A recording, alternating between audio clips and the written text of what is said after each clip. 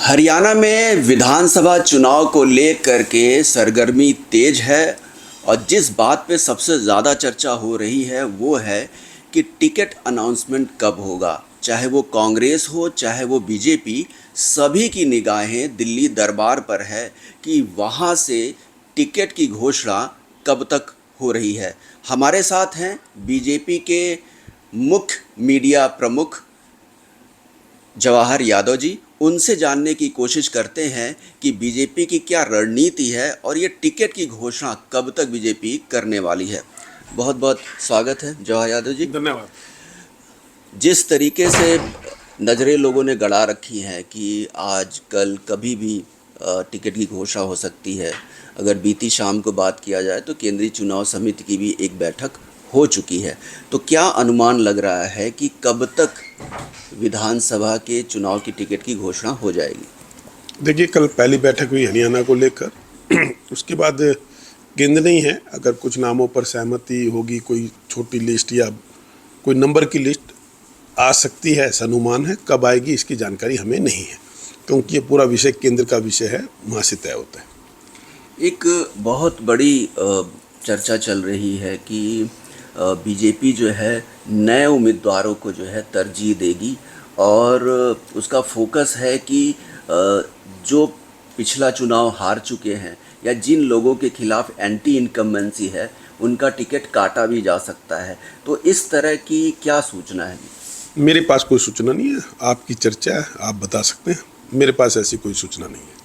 तो क्या लग रहा है कि जो जिनके खिलाफ माहौल ख़राब है उनको भी बीजेपी टिकट देगी? नहीं, ये सारा मूल्यांकन आपका है, हमारे लिए कोई नहीं। हम तो हर जीतने वाले व्यक्ति को चुनाव लड़ाना चाहते हैं। भारतीय जनता पार्टी की 90 की 90 सीटों पर जो हमारा मजबूत व्यक्ति होगा उसको लड़ाएगा, और कुछ मजबूत व्यक्ति भी होंगे वो नहीं लड़ पाएंगे, जो होगा वो लड़ पाएगा। ऐसा नहीं होता कि जो चुनाव लड़ रहा है वही मजबूत है। आपके पास हर सीट पे अच्छे कार्यकर्ता 3-4 रहते हैं, उनमें से कोई एक लड़ता है जो पार्टी तय करती है। दूसरा, अगर कांग्रेस की बात करें, टिकटों की बात की जाए तो वहाँ पर जो है जो दीपक बाबरिया हैं वो ये कहते हैं कि कुमारी शैलजा जो है चुनाव, जो भी सांसद है वो चुनाव नहीं लड़ेगा, जबकि कुमारी शैलजा इस बात पे अड़ी हैं कि वो चुनाव लड़ेंगी। और ये एक तरीके से माना जा रहा है कि दीपक बाबरिया जो है भूपेंद्र सिंह हुड्डा के गुट की वजह से जो है शैलजा को चुनाव एक तरीके से कहा जाए लड़ने से रोका जा रहा है। क्या आप समझते हैं? देखिए, जहाँ तक जब भी दलित का विषय आता है, जो दलित हुड्डा साहब के सामने सरेंडर नहीं करता है, हुड्डा साहब उसके पीछे पड़ जाते हैं, चाहे वो कुमारी शैलजा रही हो चाहे अशोक तंवर रहे हो। तो जो दलित वहाँ सरेंडर करके नेतागिरी करना चाहता है वो उनको हुड्डा साहब स्वीकार करते हैं। जो मजबूती से खड़ा होना चाहता है उसको हुड्डा साहब हमेशा विरोध करते हैं। तो कुमारी शैलजा भी हुड्डा साहब की उस रणनीति का शिकार हुड्डा साहब करना चाहते हैं। बाकी तो उनकी पार्टी का अंदरूनी मामला है, वो किसको चुनाव लड़ाएंगे नहीं लड़ाएंगे उन लोगों को तय करना है। बीजेपी आमतौर पे देखा जा रहा है कि जो ज़्यादातर हमलावर है वो बाप बेटे के ऊपर है, यानी कि भूपेंद्र सिंह हुड्डा और दीपेंद्र सिंह हुड्डा।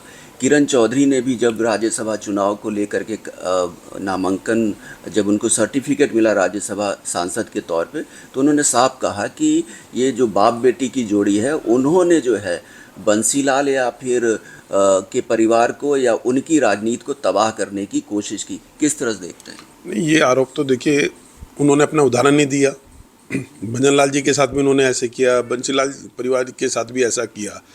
जो भी आंतरिक रूप से कांग्रेस में मजबूती से खड़ा होता है और वो हुड्डा साहब के सामने सरेंडर नहीं करता, ये हुड्डा साहब का स्वभाव है कि उनको वो ख़त्म करने का प्रयास करते हैं। ये मैं नहीं कह रहा, खुद आप किरण चौधरी जी के स्टेटमेंट को आप बता रहे हैं, खुद आप कुमारी शैलजा के स्टेटमेंट को बता रहे हैं। भजन लाल जी का परिवार हम सब ने देखा ही है कि 67 सीटें जो कांग्रेस की आई थी 2005 में, वो भजन लाल जी के नाम पर आई थी। उसके बाद हुड्डा साहब चीफ मिनिस्टर बने और उसके बाद इस परिवार को वहाँ से बाहर जाना पड़ा। तो ये उनके आरोप है और मुझे लगता है वो आरोप ठीक है। दूसरा ये है कि कई बीजेपी में भी इस तरह की बातें उठी टिकट को लेकर के, खासतौर से अहिरवाल में राव इंद्रजीत को लेकर के उठी कि उनकी नाराज़गी देखने को मिल रही है, उनके पसंद के उम्मीदवारों को टिकट नहीं दिया जा रहा है या आरती राव को टिकट नहीं दिया जा रहा है। तमाम तरह की खबरें जो हैं घूमती रहीं।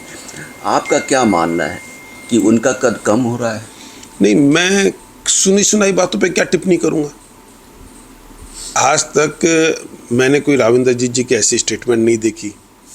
किसी पार्टी के प्रमुख कार्यकर्ता ने राव इंद्रजीत जी के बारे में ऐसा नहीं कहा। तो व्हाट्सएप पे जो चलता है उसका उत्तर जवाहर यादव तो नहीं देगा। अब प्रबुद्ध और बड़े नेता हैं राव इंद्रजीत हरियाणा के। तो इसको कौन नहीं मानता, सब मानते हैं। हमारे पार्टी के माननीय सांसद है, केंद्र में राज्य मंत्री है और लगातार तीसरी बार है, तो निश्चित रूप से हमारी पार्टी के बड़े नेता है। इसमें किसने मना किया।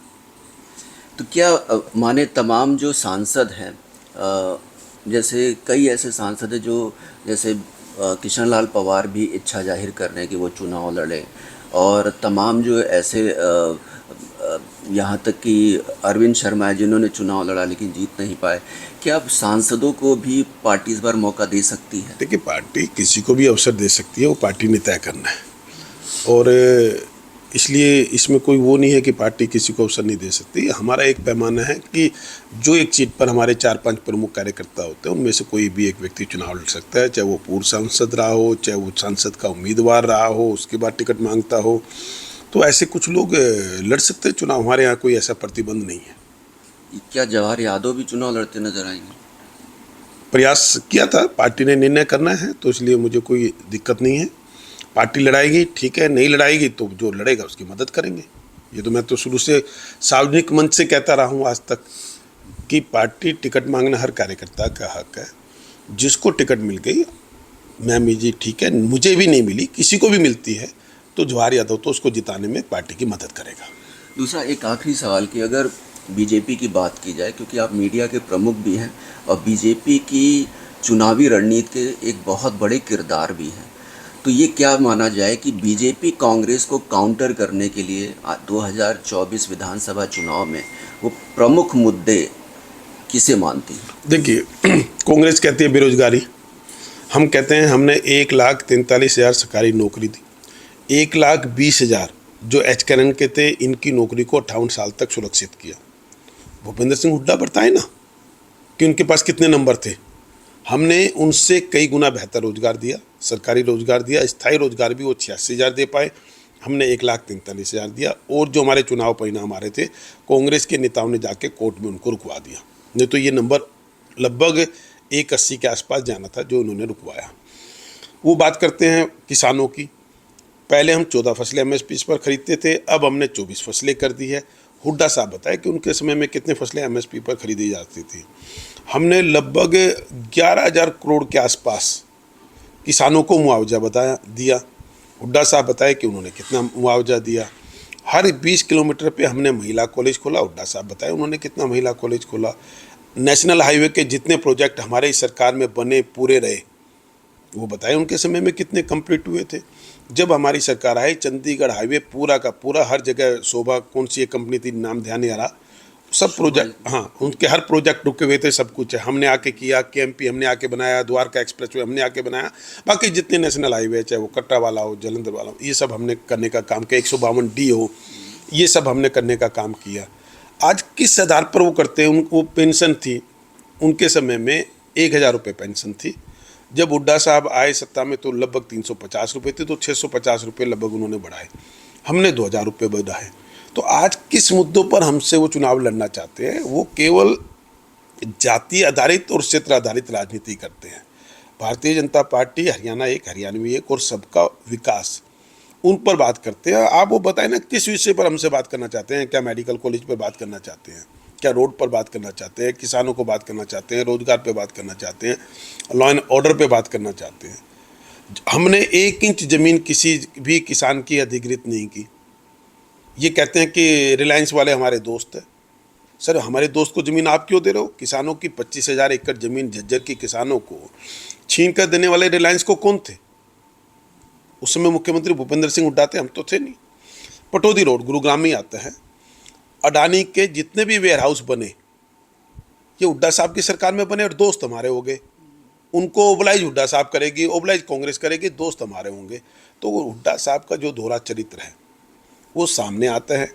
आज तक उन्होंने उस पर टिप्पणी नहीं की कि एक ब्राह्मण को किसान आंदोलन में जला दिया गया था, सिर्फ इसलिए कि वो ब्राह्मण उसका विरोध करा था उसको है।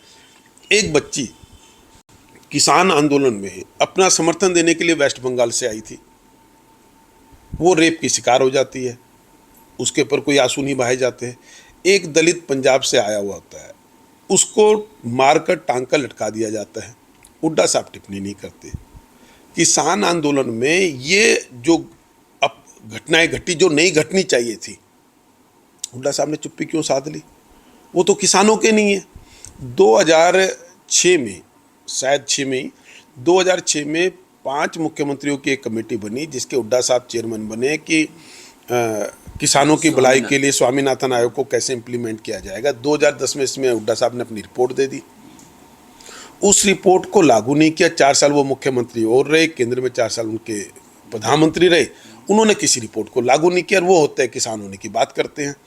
तो हुड्डा साहब केवल अपने बेटे दीपेंद्र हुड्डा को राजनीति में कैसे इस्टेब्लिश कर सके, केवल वो रणनीति है। इसके अलावा हुड्डा साहब के पास हरियाणा के डेवलपमेंट का, किसानों का, युवाओं के रोजगार का, सबका समान विकास का, दलित, वंचित, गरीब, महिला, मजदूर, इनके भविष्य को बेहतर करने का कोई विजन नहीं है। हमने एक एक समस्याओं को चुनकर ख़त्म किया।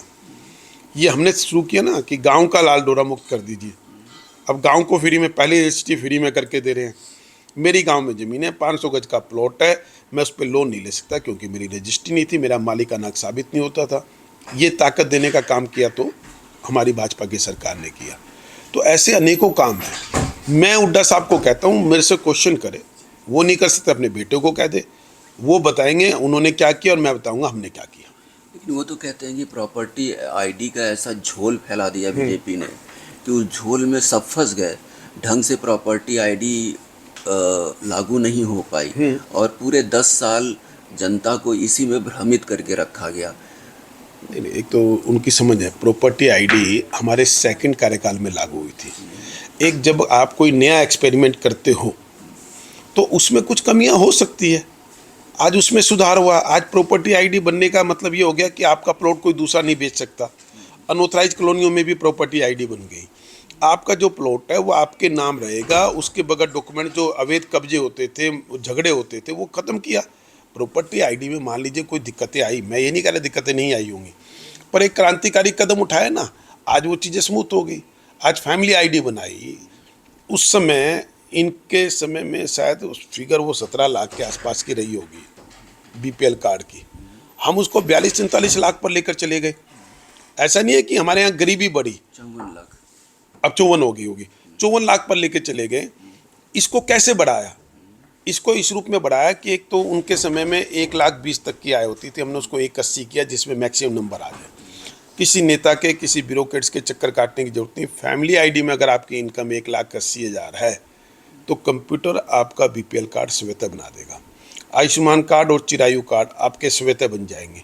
ये उसी टेक्नोलॉजी का, उसी समय के मुख्यमंत्री मनोहर लाल जी का विजन था। चाहे प्रॉपर्टी आईडी हो, चाहे गाँव को लाल डोरा मुक्त करने का विषय हो, चाहे फैमिली आईडी हो, ये सब क्रांतिकारी कदम है। लेकिन वो तो ये कहते हैं कि ये तो पोर्टल की सरकार है। इसने पोर्टल के अलावा काम नहीं किया, लोगों को भटका दिया। जिस पीपी की आप तारीफ कर रहे हैं, फैमिली आईडी कार्ड की, उनका कहना है कि उससे तो किसान नहीं, आम आदमी परेशान हो रहे हैं। अब 17 लाख से ये फिगर 54 लाख पे चली गई। अगर वो परेशानी है तो हरियाणा का व्यक्ति उस पर परेशान होना चाह रहा है, खुद होना चाह रहा है। भाई आपने घर बैठे 54 लाख लोगों को आपने बीपीएल कार्ड दे दिया। यही है जो भूपेंद्र सिंह हुड्डा को उखाड़ेंगे। आप उनका अपमान कर रहे हो जिनको ये अवसर मिला। आप उनका अपमान कर रहे हो 1,20,000 लोगों को जो एचकेएन में थे, जिनको 58 साल तक सुरक्षित किया। आप उनका अपमान कर रहे हो जो 1,43,000 आपको सरकारी नौकरी मिली। हर चीज़ पे क्वेश्चन मार्क। मुझे बताएं किस चीज़ में हम उनसे पीछे हैं। डेवलपमेंट का कोई विषय बताए, वो बताए उनके समय में कितनी राशि खर्च होती थी, हम बताएंगे हमारे समय में कितनी है। 11,000 करोड़ के ऊपर की राशि केवल सामाजिक पेंशन पर बढ़ती है बजट का। 11,000 करोड़ साल में हर उसका बजट का इस पे जाता है कि जो बुजुर्ग लोग हैं, जो दिव्यांग है, विधवा है, अविवाहित लोग हैं, इनको पेंशन देने का काम किया। कैंसर के पेशेंट को हमने शुरू कर दिया। इस तरह के अनेकों बीमारी में भी व्यक्ति को HIV के हमने शुरू किया कि इन सबको भी पेंशन मिले। एक व्यक्ति जो अविवाहित था घर में 50 का हो गया, उसके बच्चे नहीं होते, एक अलग थलग अपने आप को महसूस करता है, अगर वो आर्थिक रूप से कमज़ोर है तो उसको 3,000 रुपये देने का काम किया कि उसको अपना जीवन यापन चलाने के लिए किसी से मांगना ना पड़े।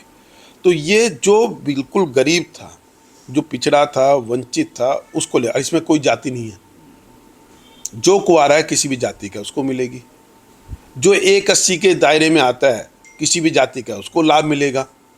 तो हरियाणा के हर कोने में हर व्यक्ति को बेहतर जीवन को बेहतर करने का काम हमारी भाजपा की सरकार ने किया है। बहुत बहुत धन्यवाद जवाहर जी। तो ये जो मुद्दे आपने देखे, इन मुद्दों के ऊपर ही बीजेपी आने वाले विधानसभा चुनाव में जा रही है और जैसा कि जवाहर यादव जी ने कहा कि उम्मीद की जा रही है कि 1 से 2 दिनों के अंदर बीजेपी अपने टिकट की घोषणा कर सकती है। कैमरामैन सुनील के साथ हरे राम मिश्रा, सुदर्शन न्यूज़, गुड़गांव।